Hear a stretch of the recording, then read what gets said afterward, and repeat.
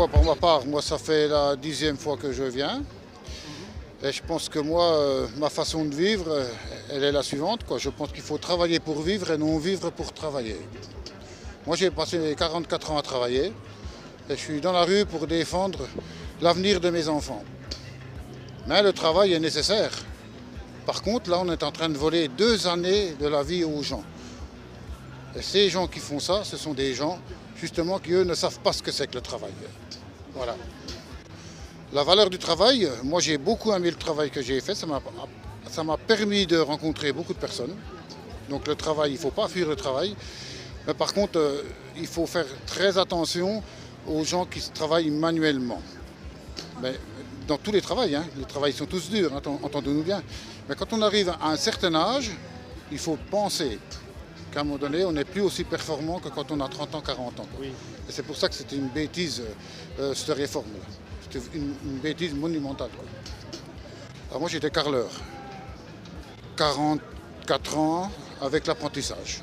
Emmanuel Macron, avec le respect que je dois parce que c'est l'homme de l'État, je pense qu'il faut qu'il démissionne aujourd'hui. Il ne mérite plus d'avoir sa place de président. Moi je suis non violent. Par contre, si on se souvient bien comment la révolution est arrivée, comment on a fait tomber les rois, aujourd'hui c'est bête de remettre de nouveau des rois, quoi. Moi je dis tous dehors, dehors. Ce sont des gens qui se moquent du peuple, aucun respect, aucun dialogue. On impose, on est en train de supprimer toutes les libertés. Comment faire marcher le peuple droit, c'est en supprimant petit à petit les libertés. Et c'est ce qui se passe en ce moment. Donc il faut absolument les virer. Et surtout Darmanin, parce que c'est vraiment quelqu'un de très dangereux. Le gamin qui se balade un peu dans tous les coins du monde, il est complètement inconscient. Si vous voyez ce que je veux dire, le président de la République, c'est pas un président de la République, c'est un gamin. Il s'amuse. Ce type-là, moi, je pense qu'il va nous ramener la guerre et il est en train de provoquer l'Europe. On a pu suivre ce qu'il est allé faire en Chine.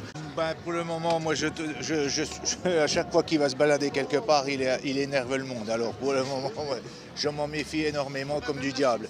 Donc quand on dit qu'il fait le marchepied pour le Front National, je dis entre la peste et puis le choléra, on est bien mal barré, quoi.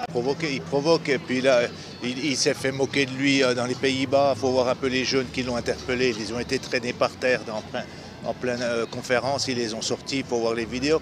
C'est quand même les vidéos qui circulent sur tous les réseaux sociaux ne sont pas des fakes, c'est vraiment des choses qui sont bien filmées. Évidemment, on ne te montre pas tout ça à la télévision parce que les médias sont achetés, ils sont payés par l'État. Donc ils ont intérêt, s'ils veulent continuer à travailler, à rester dans la norme. Vous, ce que vous faites, si c'est en tant qu'indépendant, vous allez peut-être passer ça sur une radio, je ne sais laquelle, peu importe, mais c'est vraiment très bien. Mais ce ne sont que des idées, mais les idées, c'est les idées du peuple. Le peuple, il a parlé dans la rue depuis 10-11 manifestations, il est dans la rue, le peuple, il est représentatif de ce que ça doit donner, quoi. Je dis, franchement, il faut continuer, puis voilà, il ne faut pas se laisser abattre. Je pense que celui qui se bat pour gagner n'est pas sûr de gagner. Mais celui qui ne se bat pas, il a déjà perdu. Et ça, il ne faut pas le perdre de vue. La révolte, elle finit toujours. C'est très facile de mettre ça sur les extrêmes droite, extrêmes gauche. Et de toute façon, ça finit toujours comme ça. Quand le peuple est excédé, il y en a toujours quelques-uns qui sont un peu plus costauds que les autres pour aller taper sur... sortir des sentiers battus. C'est bien beau de venir manifester ici. On est encadré derrière et devant par la gendarmerie ou par la police, etc. On ne fait pas ce qu'on veut. Encore une liberté. Dans le temps où manifester, on voulait. Moi j'ai 67 ans, 66 ans, on allait, on voulait, on n'avait personne pour nous dire vous n'avez pas le droit d'aller. Là maintenant, alors si tous ces gens qui vont bloquer des carrefours, qui font... Moi j'ai dit bravo, chapeau, continuez les gars, c'est bien, vous avez du courage. C'est ça qu'il faut faire. Dans des années, j'ai fait mon taf, comme on dit, avec 1200 € de retraite, et puis voilà. Nos problèmes, la colère d'espoir. Bien sûr, tout à fait, d'accord, espoir. Et l'espoir fait vivre et nous, on est là pour toujours garder notre droiture et notre dignité par rapport à des gens qui sont malhonnêtes, c'est tout. Je parle de l'État. Moi, je vais juste dire un petit mot. Je vais m'adresser à M. Emmanuel Macron. Je vais le tutoyer parce qu'il est plus jeune que moi, M. Emmanuel Macron. Tu m'as traité de moins que rien, mais moi, par contre, je suis quelqu'un de très poli Et moi, je te respecte. Toi, tu ne m'as pas respecté, mais nous, on respecte les gens. Parce qu'on a été bien éduqués. Voilà. Mais il est clair que M. Macron est parti directement de la Chine et juste après, le président chinois a sorti tous ses bateaux pour aller voir un peu plus près Taïwan, quoi. Donc voilà, donc je m'inquiète un peu de tout ça, quoi. Je pense que les députés, ils n'ont rien à foutre des pressions, qu'ils sont sous l'emprise du gouvernement, ils ne servent plus à rien, on l'a bien vu, ils n'ont même pas pu voter la réforme des retraites, on leur a mis un 49.3 dans la tronche, donc voilà.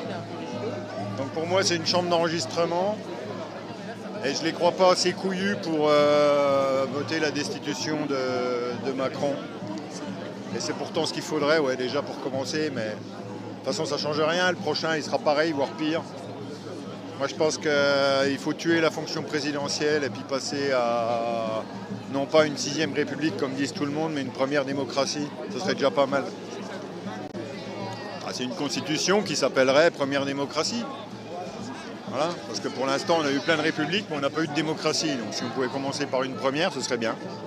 C'est juste un nom, mais ça change quand même pas mal la signification de notre pays, quoi, parce que pour l'instant, pour moi, c'est plus un pays, quoi.